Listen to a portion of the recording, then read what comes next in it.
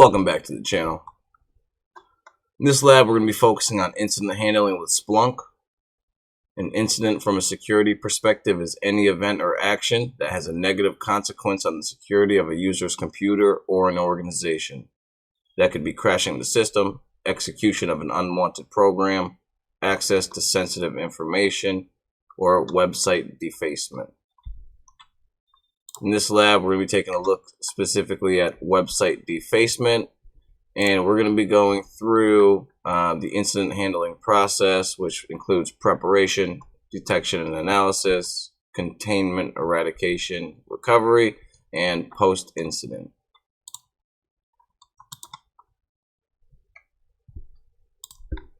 We'll also be following the cyber kill chain, taking a look at recon, weaponization, delivery, exploitation, installation, command and control. The scenario we're facing has been presented to us here.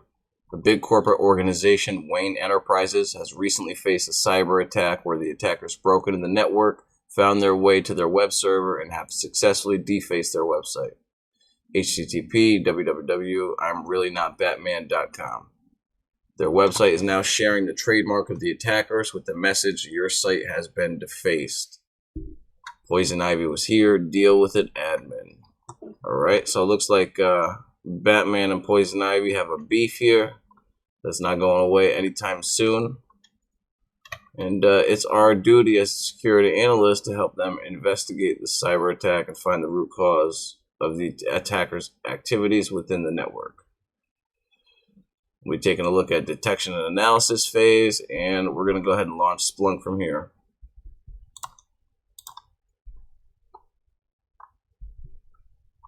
Once we've launched Splunk, we'll go to the top right, click on settings, and we're going to be taking a look at indexes.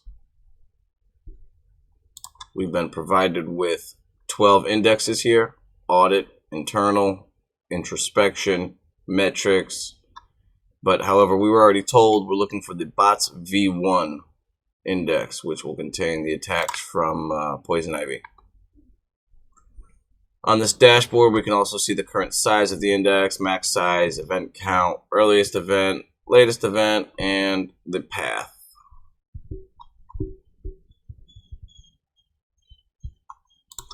We'll start with our first search query here.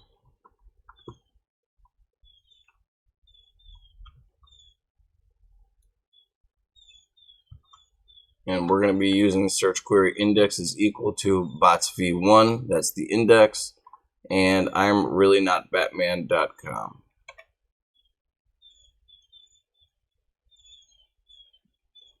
Searching for the last 24 hours, we will need to change that to all time.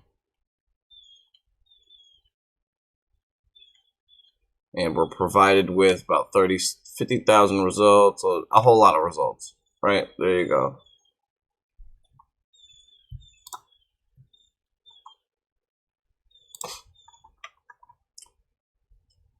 Now, there's a bunch of logs associated with these sources. That would be Seratica, the Stream HTTP, FortiGate for firewall, and IIS.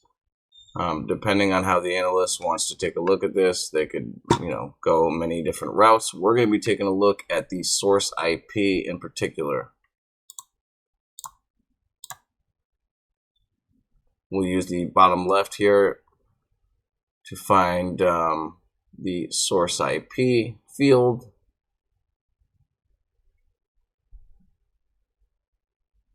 And this is going to show us immediately we have a few IP addresses, 3 exactly, that are flagged for us. We have one with 75% of the queries or count, and then another with 18%. So of course this would be 40.80.148.2 as well as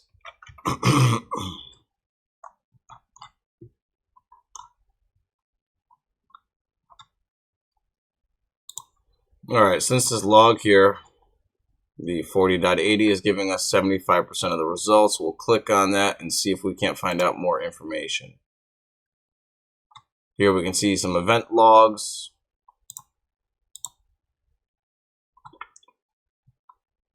We can see requests, replies, as well as source content and source headers.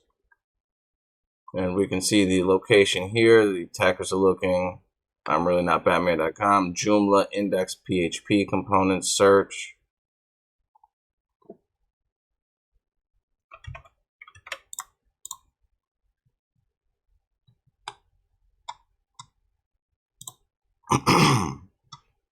So here, looking at the source header, we can actually see that the website I'm really not Batman.com is using the web server of Joomla. And that will answer the question number 2. At this point, you'd be able to also look up the CVE associated with this vulnerability, that being CVE 2014-6271.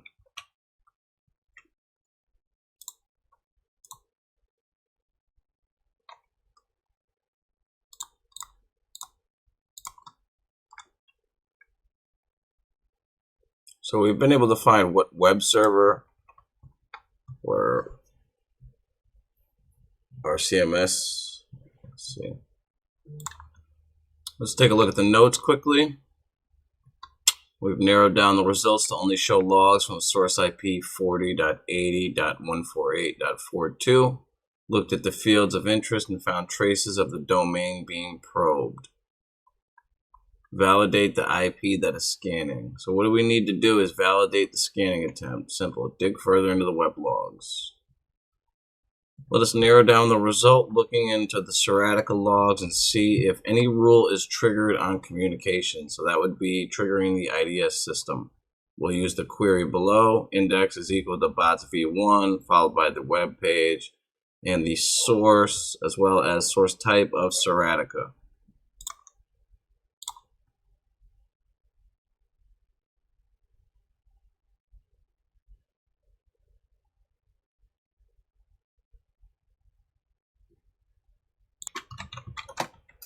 All right, let's take a look at the last question here for task 4. What is the IP address of the server I'm really not Batman.com? If we take a look at the hint, it's going to tell us to examine stream HTTP. We'll go ahead and type that into the search parameter here. We'll keep everything the same as far as source type being Seratica. And we'll add stream HTTP.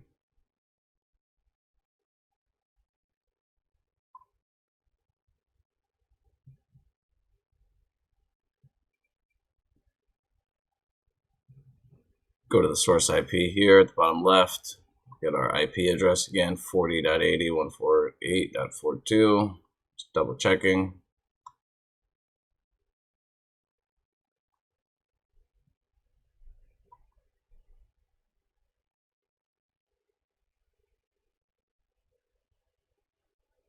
Here we can see the stream HTTP.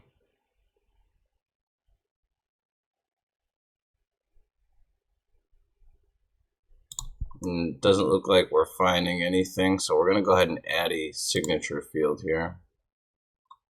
We'll click on more fields.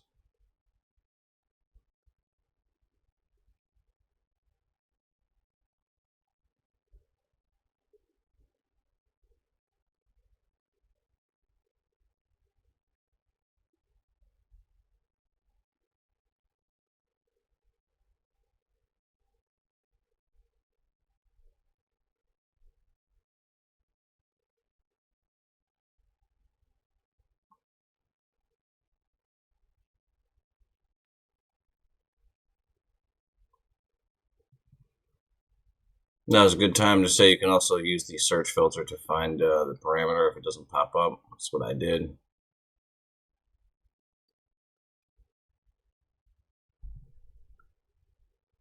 Alright, so although we've filtered through the HTTP, we're going to need to select some fields here. We'll look for signatures.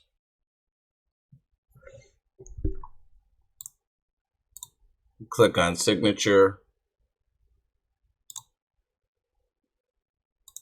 And we can see that there's a script, possible cross-site scripting attempt here in the IDS report. It's also going to provide us with the destination IP, which is the answer to the question.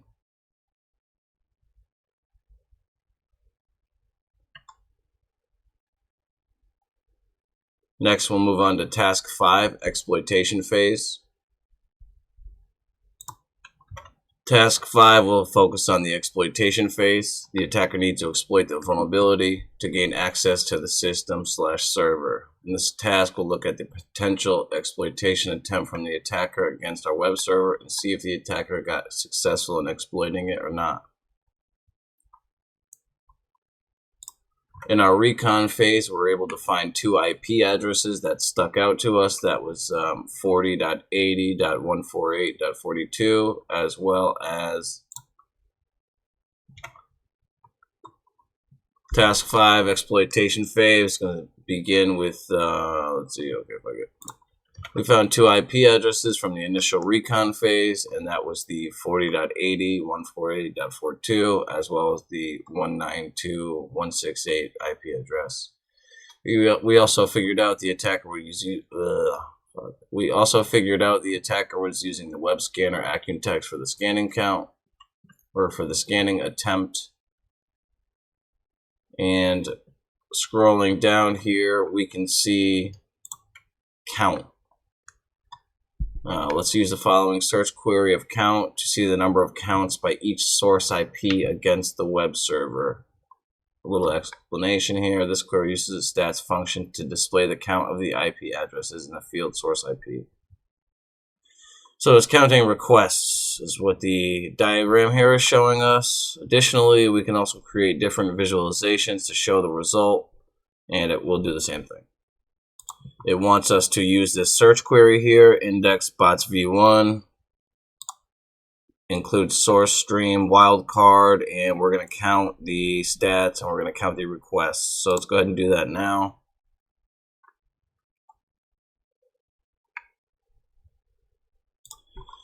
Back in Splunk, you can type in the query or copy paste it, whatever strikes your fancy.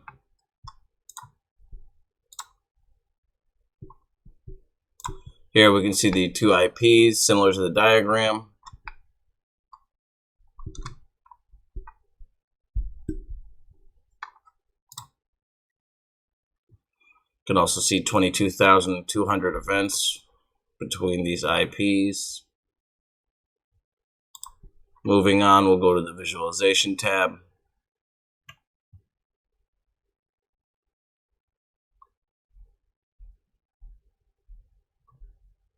And it's just showing us a bar graph of the different levels of traffic here.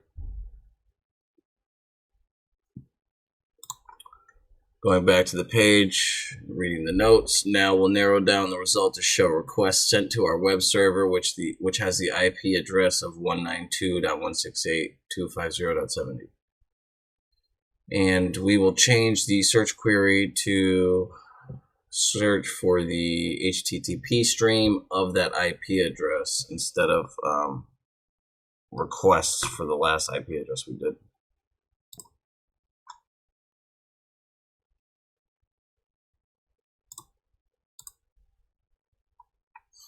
Here we enter in our new search query, and it's telling us it's going to provide us with 3 values in the source. To show the requests sent to our web server, which has the IP 192.168.250.70. We're going to use a search query here. Index is equal to bots v1, followed by the source type equal to stream, HTTP, followed by the IP address. We'll then check the source IP here.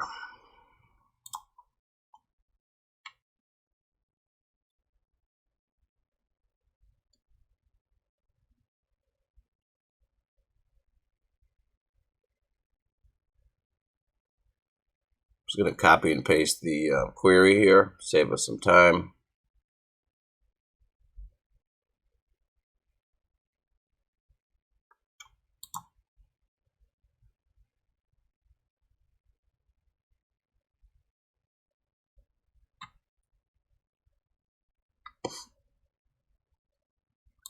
Here we can see the source IP, similar to the diagram. The results in the source IP field shows 3 IP addresses, 1 local IP, and 2 remote IPs that originated the HTTP traffic towards our web server. Another interesting field, HTTP method, will give us information about the HTTP methods observed during these communications. We observe most of these requests coming to our web server through the post request as shown below. So we'll go ahead and go to the HTTP method and check the post request here.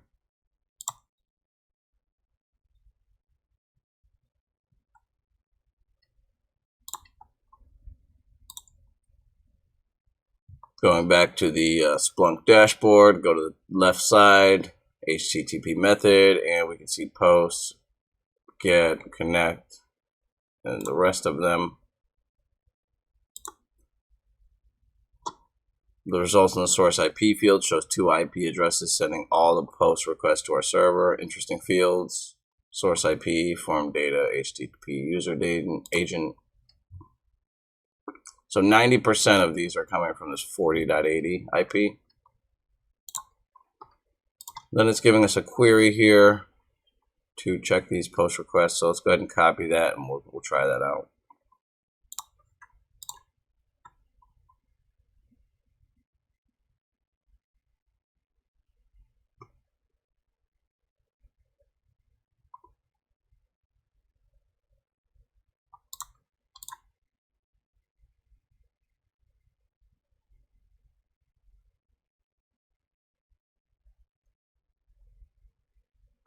Here we can see the 40.80 and the other IP. Another interesting field here will be the form data. That will tell us a little bit more about what's being sent in the forms.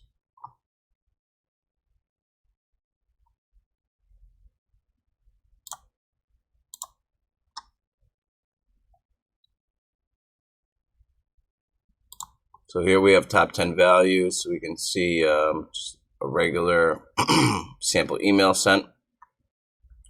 Then we can see this PHP echo, which is a payload.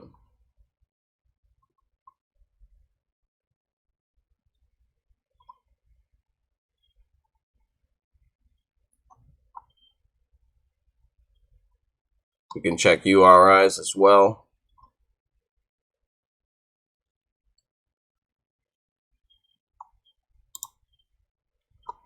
And we find Joomla associated with the web server found in the URI.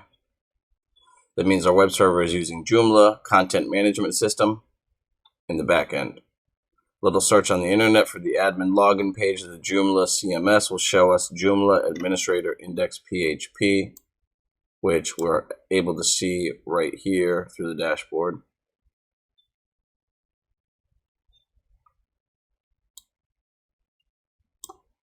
We'll go ahead and search for this Joomla content management system.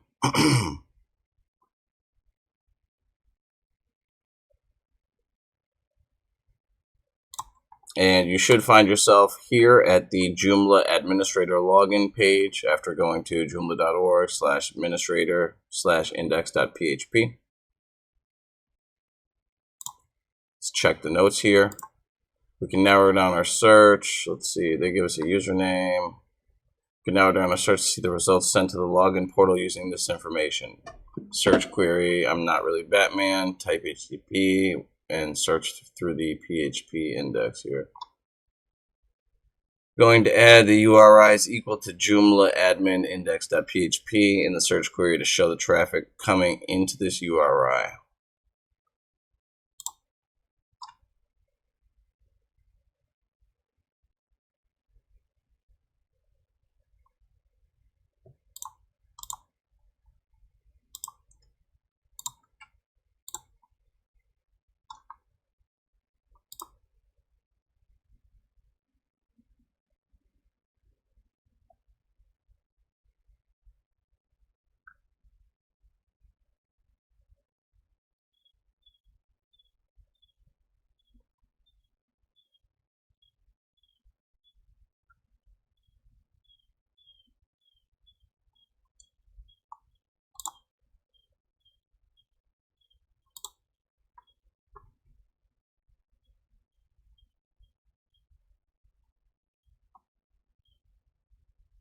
You can see we've got 1,000 events back. Scrolling down, we can see some more information about form data. Form data, the field that contains a request sent through the form on the admin panel page, which has a login page. We suspect the attacker may have tried multiple credentials in an attempt to gain access to this admin panel. To confirm this, we will dig deeper into the values contained within the form data field as shown below. We'll index the regular bots v1 index, stream HTTP, the IP, and we'll actually use the HTTP post method here, followed by the URI of the web page. And we will grep for a table URI based on the source IP and destination IP. What that's going to do is give us a diagram like this, similar like Burp Suite, but this is a much cleaner dashboard for, IDS. Things of this nature. Query explanation, we'll add this table time URI to create a table containing important fields here. Okay. If we keep looking at the results, we'll find two interesting fields. Username, that includes the single username admin in the events, and another field, password, that contains multiple passwords in it, which shows the attacker from the IP 23.22.63.114 was trying to guess the password by brute forcing the attacks. All right, let's go ahead and check that.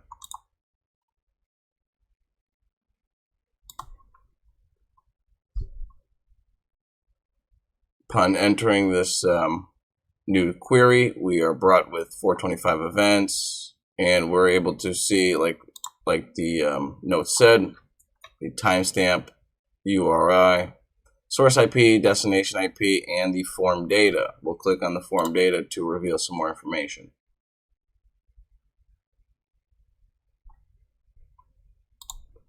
All right, so taking a look at the form data, we're clicking on it is going to reveal just a bunch more information like this. We're not actually going to be able to extract any information such as password and username attacks. We're not going to be able to extract any admin credentials or login attempts with this form here. We're going to have to extract that data. Let's check the notes. Extracting username and password fields using regex. Looking into the fields, we see that these fields are not parsed. Extracting username and password fields using regex. Looking into the logs, we can see that these fields are not parsed properly. Let us use regex in the search to extract only these two fields and their values from the logs and display them. We display only the logs that contain username and password values in the form data field by adding form data is equal to username and password in the above search. So here's the search query. It's the same index, same URI. And in the form data here at the end, we will put in the username and password, and we will spawn it in a table again.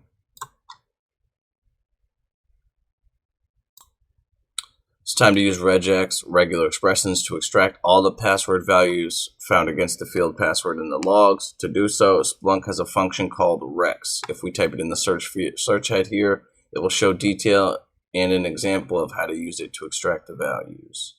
So we can see rex here specifies a Perl regular expression, name groups to extract fields while you search. And we'll go ahead and do that now.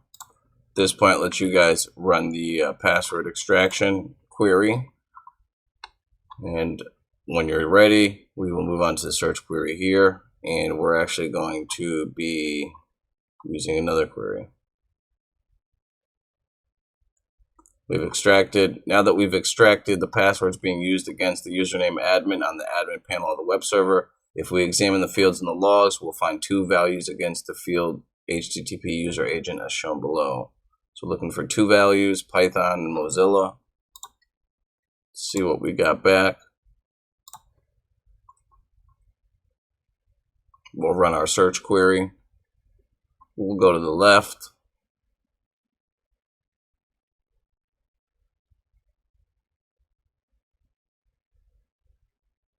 click on HTTP user agent, and we can see the Mozilla here, but we're not able to see the Python script here. The first value clearly shows the attacker used the Python script to automate the brute force attack against our server, but one request came from a Mozilla browser. Why?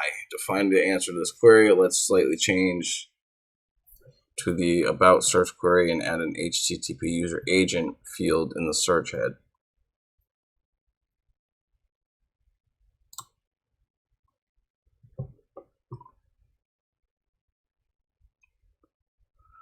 So we'll update our query to include this. Upon updating our query, here are our results. Upon updating our search query, we're able to see some results here. The Joomla admin index PHP, followed by the Python script and the Mozilla browser they used.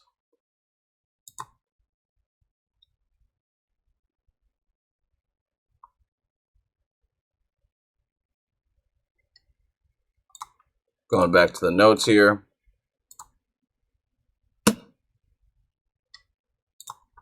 The result clearly shows a continuous brute force attack against an IP from 23.22.63.114 and one password attempt from Batman from IP 40.80.148.42.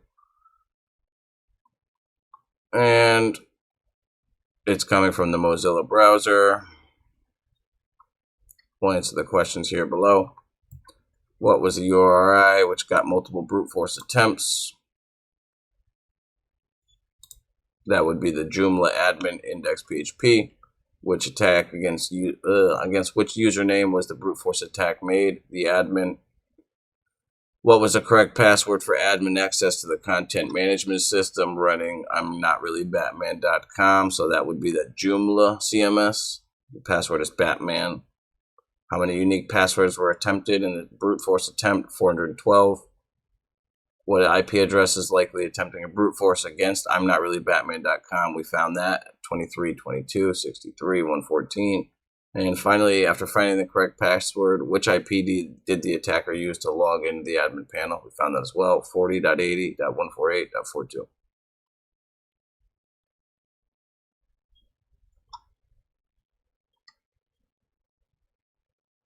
Now, some of that content is missing from the video, so feel free to go ahead and fill that in where you feel necessary.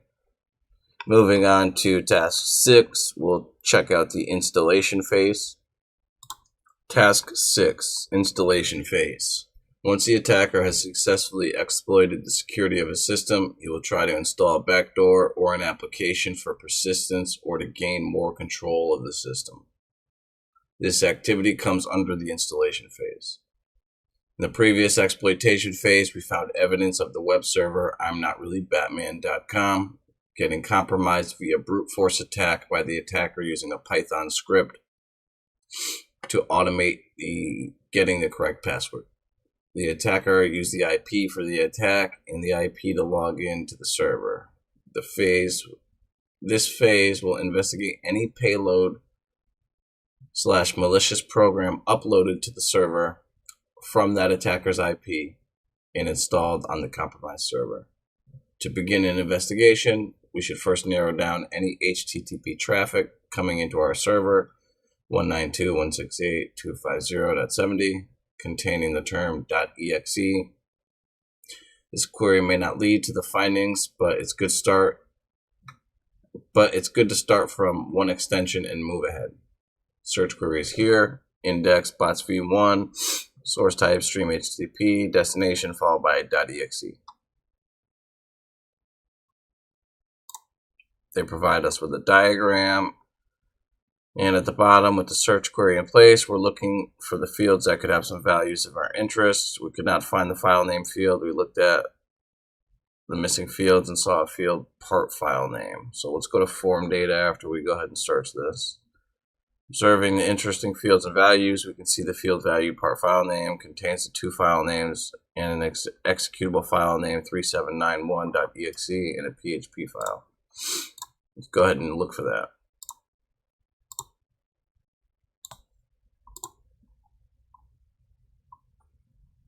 Here, just like the note said, we search for index bots v, source type stream HTTP, followed by the IP and the exe. And on the left in the selected field, we'll click on part file name, and we're brought up with two values here, agent.php and the 3791.exe file that we were looking for. Moving back to the notes. Next, we need to find if any of these files came from the IP address that were found to be associated with the attack earlier. Click on the file name, it will be added to the search query, then look for the field CIP, which seems to represent client IP. So basically we'll take the search query and we'll add the program file name, and we'll search again, go to CIP.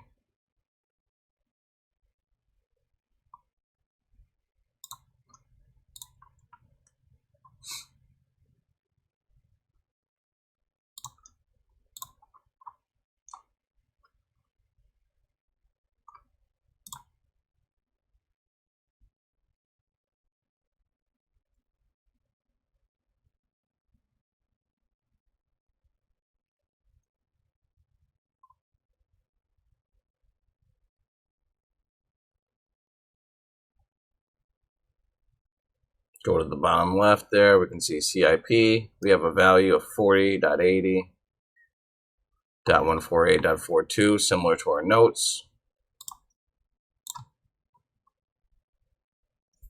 We'll get rid of the query. We'll just search for the executable.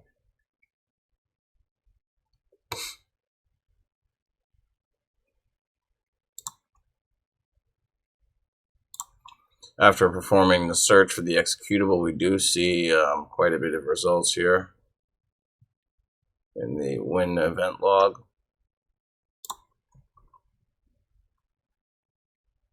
Following the host-centric log, log sources were found to have executable traces in the sysmon, win event log, and FortiGate. We just confirmed that. For evidence of execution, we can leverage sysmon and look at the event code is equal to 1 for program execution. So event code equal to 1, program execution. Event ID, process creation. Process creation event provides extended information about a newly created process. The full command line provides context on the process execution. Process GUI ID field is a unique value for this process across the domain to make event correlation easier.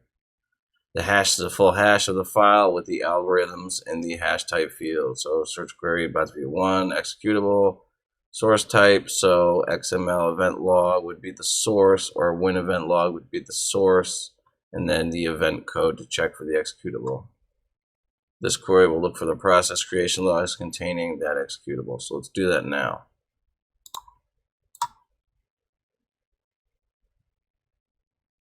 We search for the win event log, event code is equal to 1, and we get a bunch of results here. Looks like we need to go check the command line here. Looking at the output, we can clearly see the file. All right, so we'll go to command line, and we have some exciting news.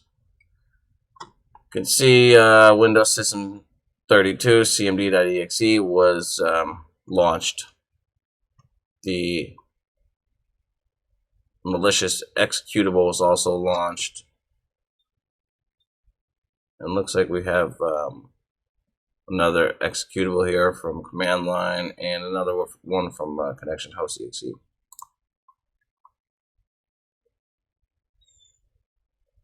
Going back to the questions, sysmon also collects the hash value of the processes being created.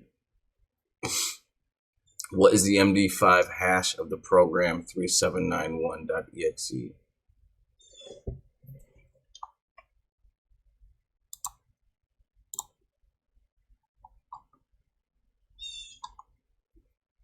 They're going to throw that at us, but we'll just check in the fields and we'll find the answer.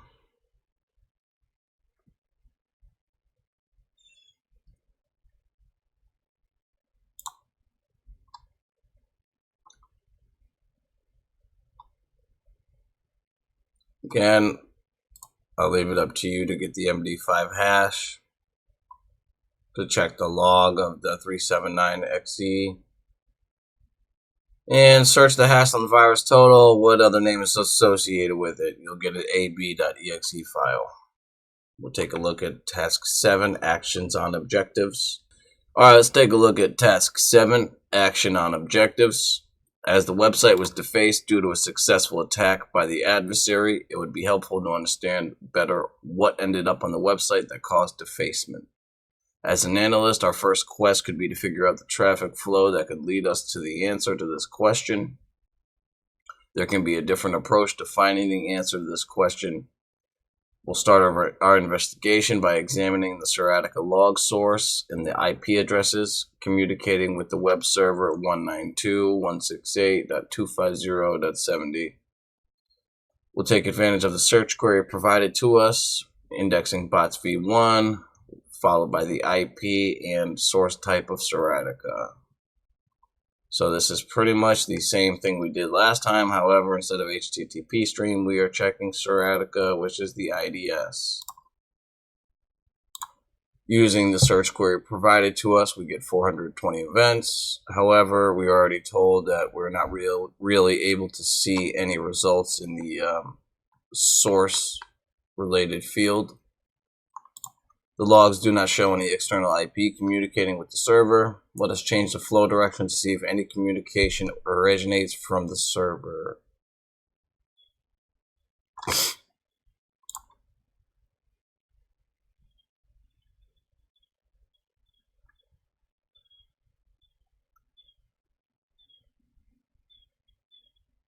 Check source type.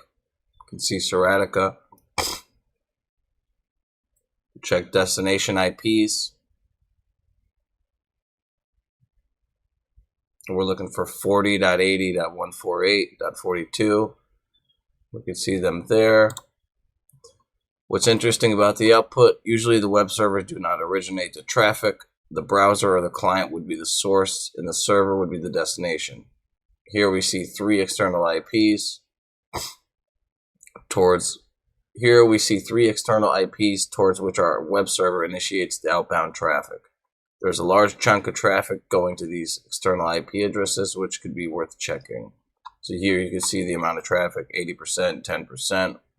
You can also see it on your dashboard.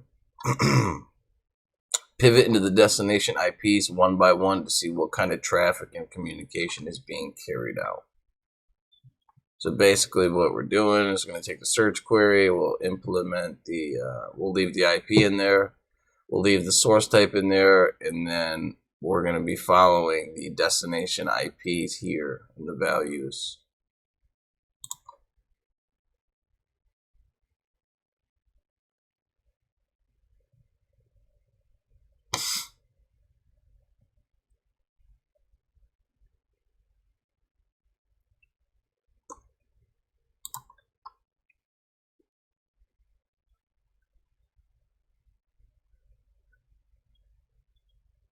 We'll go to URI.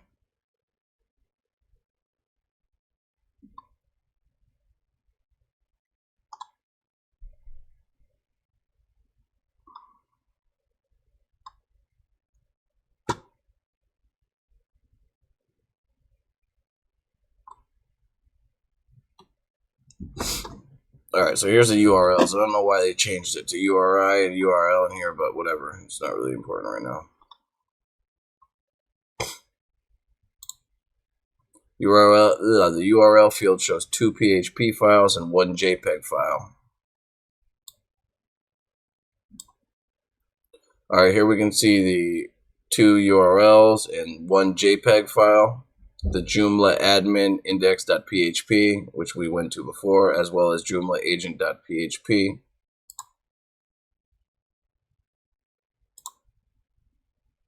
Scrolling down, we can take a look. The end result clearly shows a suspicious JPEG. Poison Ivy is coming for you, Batman.jpg, which was downloaded from the attacker's host, prankglassing.jumpingcrab.com that defaced the site.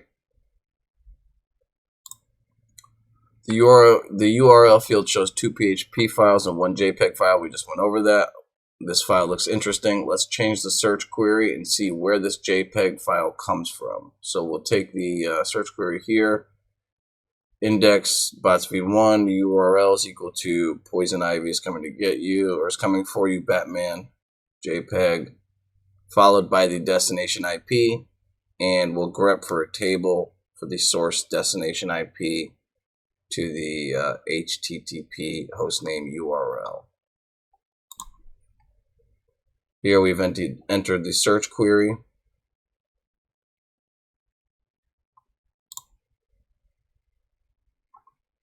And we can see that we're able to follow the stream. We have a timestamp, source, destination IP, as well as the HTTP hostname of prankingglassbracket.jumpingcrab.com. The end result clearly shows a suspicious JPEG, which is downloaded from the attacker's host of this website we just talked about that defaced the website. Scrolling down, what is the name of the file that defaced the I'mNotReallyBatman.com website?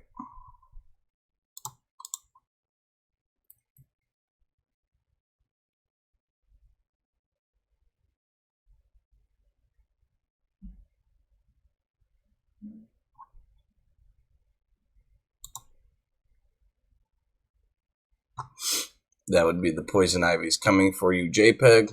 Next question, FortiGate firewall detected SQL attempt from the attacker's IP of 40.80. That was the second IP. What is the name of the rule that was triggered during the SQL injection attempt? And that's HTTP url.sql.injection. Let's go to task 8, command and control phase. Task 8, command and control. The attacker uploaded the file to the server before defacing it. While doing so, the attacker used the dynamic DNS to resolve a malicious IP. Our objective would be to find the IP that the attacker decided the DNS. To investigate the communication to and from the adversary's IP address, we'll be examining the network-centric log sources mentioned above. We'll first pick FortiGate to review the firewall logs and then move to the other log sources. Take advantage of the search query provided to us. Index bots v1, source type will be changed to the FortiGate UTM, and we are going to search for this JPEG. Upon entering the search query, we get a few results. Date of 8/10/2016. Looking in this log here, what we're looking for is the source IP here. We can also see the destination IP. So let's get some more information about that. We'll scroll down here to check our fields. We'll go to the URL field, check the value. Looking into the Fortinet firewall logs, we can see the source IP and destination IP we just talked about.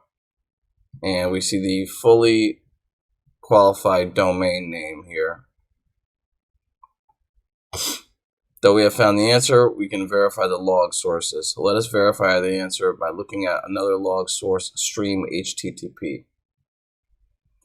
So we're going to take the query here. We'll change to stream HTTP, and we're going to check the same IP from destination 23.22.63.114. We'll enter the JPEG, and then we'll also include the source IP. See what kind of method we can unravel here. We enter the search, and we get the HTTP methods here. And we were able to identify the suspicious domain name as a command and control server, which the attacker contacted after gaining control of the server. Here it is highlighted in the diagram. We have the site, we have the source IP, the URI path. Note, we can also confirm the domain by looking at the last log source stream DNS to see what DNS queries were sent from the web server during the infection period. The attacker used dynamic DNS to resolve to the malicious IP. What fully qualified FQDN is associated with this attack? That's going to be that fully qualified value that we looked at earlier.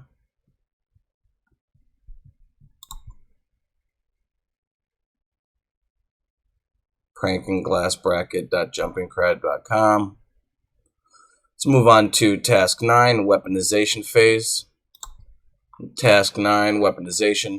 In the weaponization phase, the adversaries would create malware, malicious documents to gain initial access and to evade detection. They'll also try to establish domains similar to the target domain to trick users. They'll create a command and control center for post-exploitation communications and activity. We have found some domains and IP addresses associated with the attacker during the investigation. We just checked that out. This task will be mainly looking into the OSINT of the sites to see what is available for information about our adversary.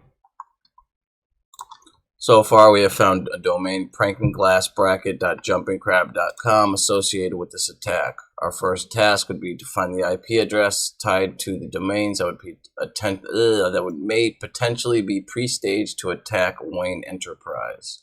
The following exercise will be searching the online threat intel sites for any information like IP addresses, domains, and email addresses associated with the domain, which could help us learn more about this adversary. We'll use RobTex, a threat intel site that provides information about IP addresses, domain names, and etc.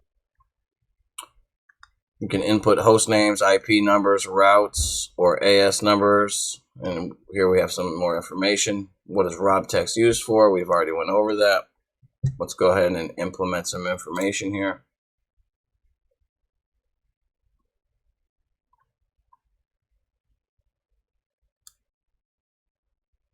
We'll put in the website,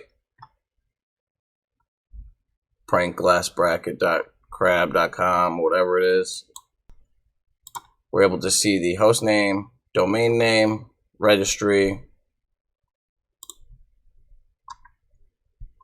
mail servers, and other IP addresses associated with this domain. This information is very useful. Let's go back to the notes.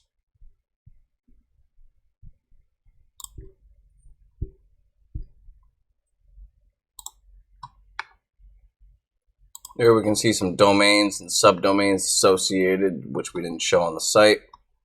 We've got a bunch of jumpingcrab.coms here. Brown Hat Brothers, Second DMGs, SSLD. Next, we'll search for the IP address 23.22.63.114 on the threat intel site. After we reload our VM.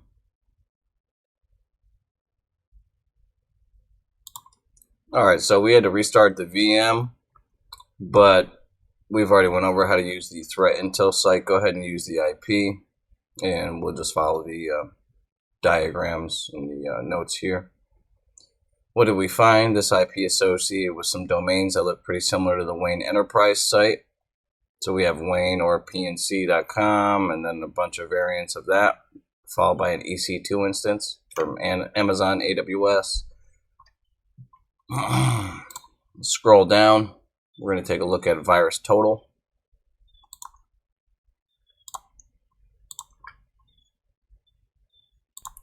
Virus total is an OSINT site used to analyze suspicious files, domains, IPs, and etc. Let's now search for the IP address on the virus total site. If we go to the relations tab, we can see all domains associated with the IP, which looks similar to the Wayne Enterprise company. Upload files, you can check out URLs. We'll implement the URL, and we get some results back here.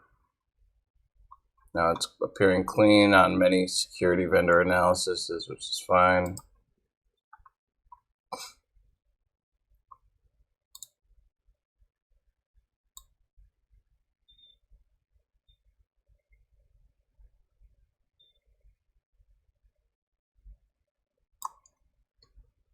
We can move to the Relations tab. We can see passive DNS replication from Wayne, the different variant sites of WayneEnterpriseInc.com, EC2 instance, as well as the poisonivy.com, which is another thing we can check out. You can also see communicating files that were scanned, total of 54 out of 70 detections for Windows 32 executables. And we also see the ab.exe, which was that malicious file. Back to the notes. In the domain list, we saw the domain that is associated with the attacker, poisonivy.com. Let's search for this domain on VirusTotal. After executing the search, we will go to Relations and see different IP addresses here.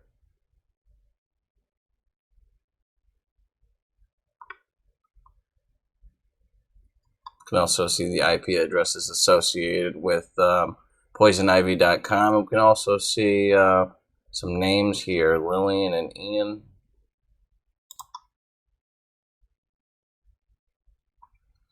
We can also look for the whois information on the site, whoisdomaintools.com, to see if we find something of value.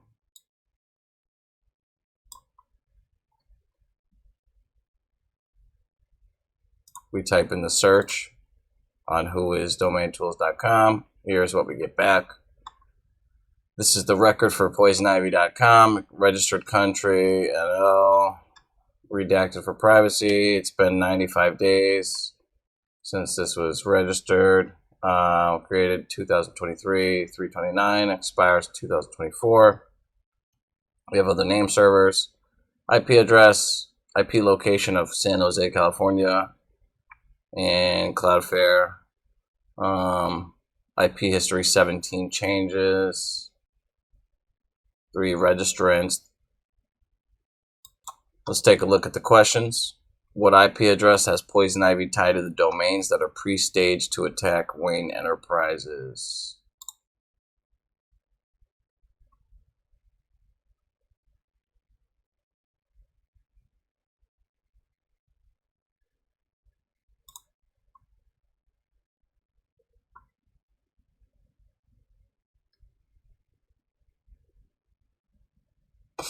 .23.22.63.114 is the answer. Next question.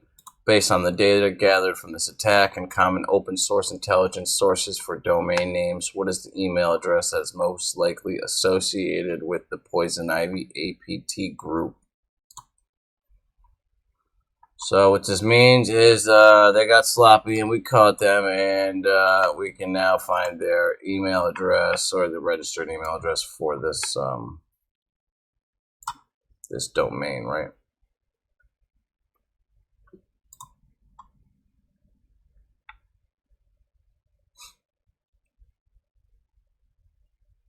Here we can see other information, postal code, maybe a phone number if it was there, emails. Looks like we found the email, my domain.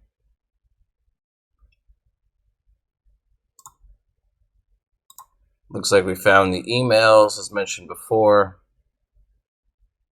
Lillian.poisonivy.com or Ilian. Search for suspicious domains, otxalienx.com.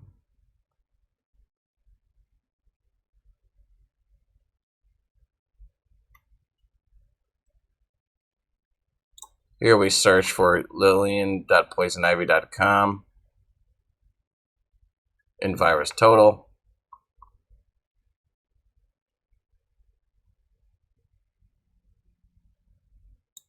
Scrolling down here, after searching for Lillian.poisonivy.com in the whois, you can also see some other web pages associated with this name and with this email, Lillian@poisonivy.com.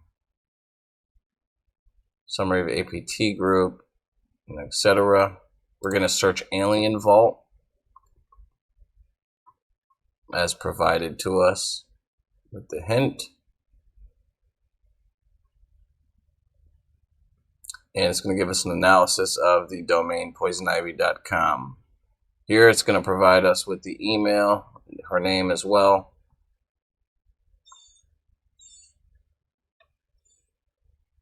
Looks like we got the answer wrong. Let's go ahead and check again. Name servers, org, address, country, passive DNS. Okay.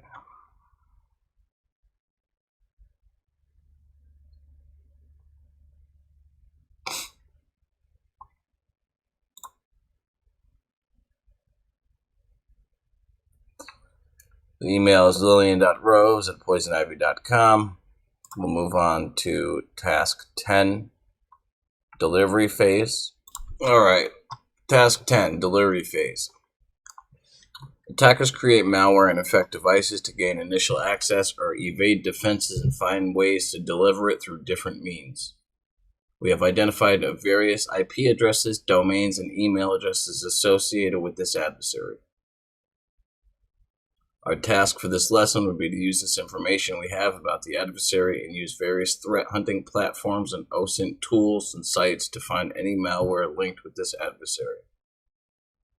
Threat intel report suggested that this adversary group, Poison Ivy, appears to have a secondary attack vector in case the initial compromise fails. Our objective would be to understand more about the attacker and their methodology and correlate the information found in the logs with various threat intel sources. We'll be taking a look at the OSINT sites virus total, threat miner, and hybrid analysis. We're going to start by implementing the IP address of the attackers, 23.22.63.114, and let's move to threat miner. Here is a After going to threatminer.org and searching for the IP address, we actually get a geolocation back on it as well.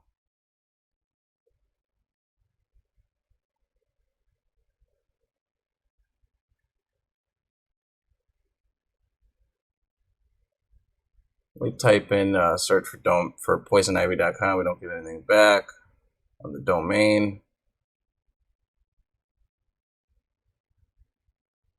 However, when we search again and we click on the file or the MD5 hash, this is what was brought up.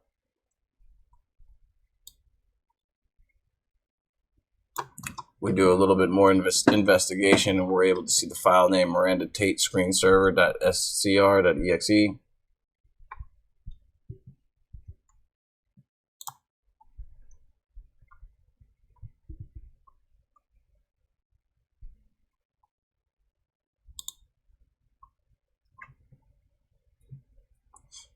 We found 3 files associated with this IP, from which one file with the hash value C99131 seems to be malicious and something of interest. Now click on the MD5 hash value to see the metadata and other important information about this particular file.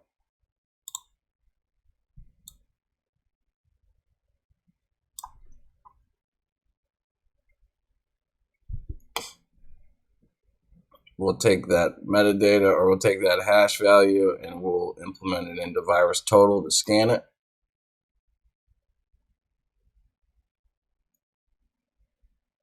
Got a lot of flags as malicious, 52 security vendors.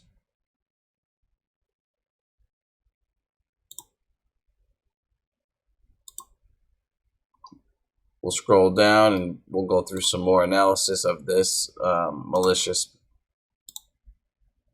malware.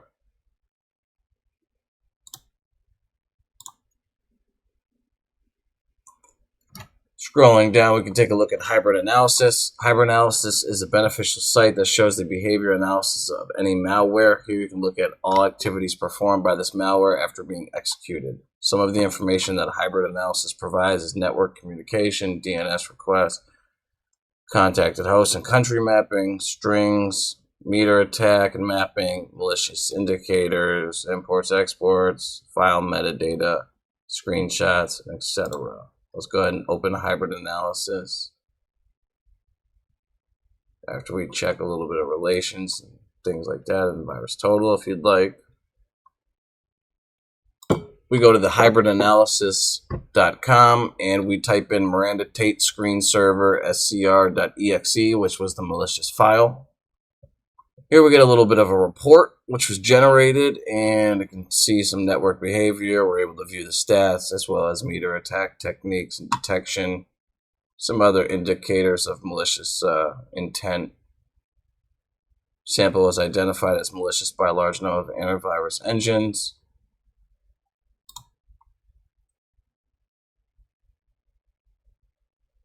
Scroll down, you'll get a lot of information about this malware. All right, let's go back.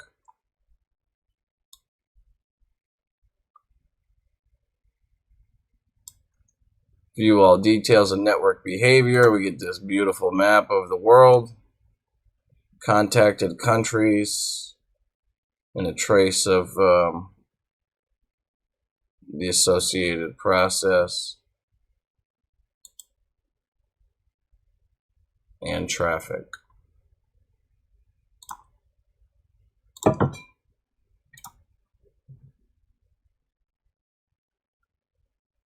You can also see screenshots, file imports.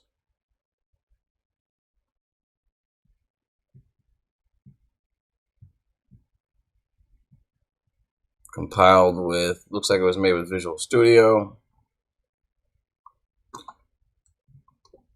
Whole bunch of information about this executable.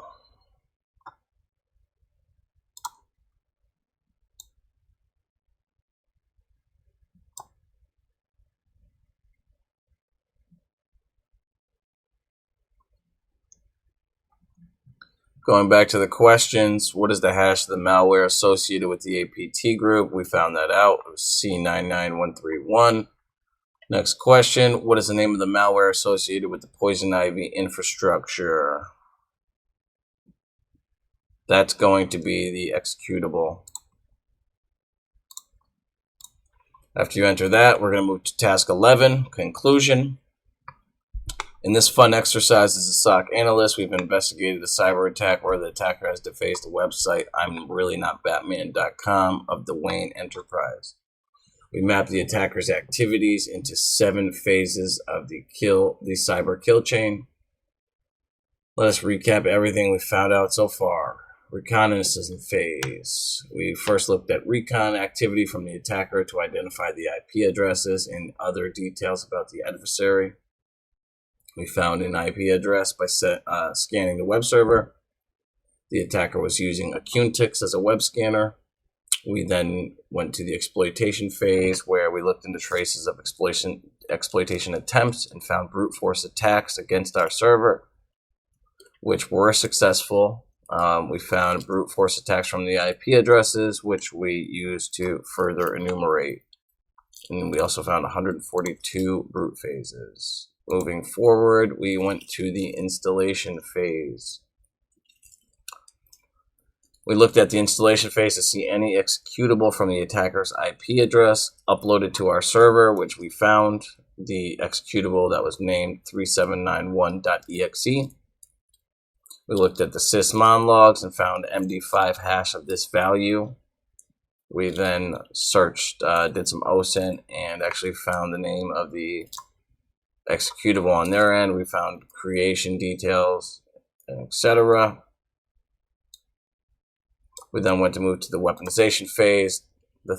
We use various threat intel platforms to find attackers' infrastructure based on the following information. We checked the domain, the IP address, and we checked their delivery method, which was the screensaver.exe. This is an extremely long lab with Splunk, but this was to celebrate the acquisition of, or the merger of Cisco and Splunk. Please like, subscribe, and comment if you enjoyed this video. Thank you.